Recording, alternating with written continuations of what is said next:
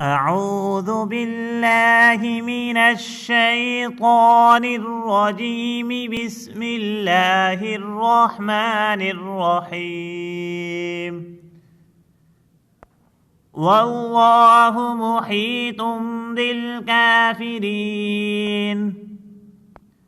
يكاد البرق يخطف أبصارهم كلما أضاء لهم مشوا فيه وإذا أظلم عليهم قاموا ولو شاء الله لذهب بسمعهم وأبصارهم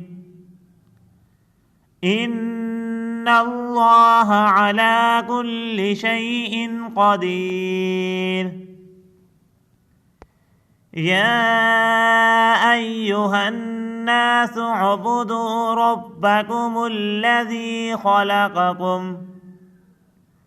خلقكم والذين من قبلكم لعلكم تتقون. الذي جعل لكم الأرض فراشا والسماء بناء وأنزل من السماء ماء فأخرج به من الثمرات رزقا لكم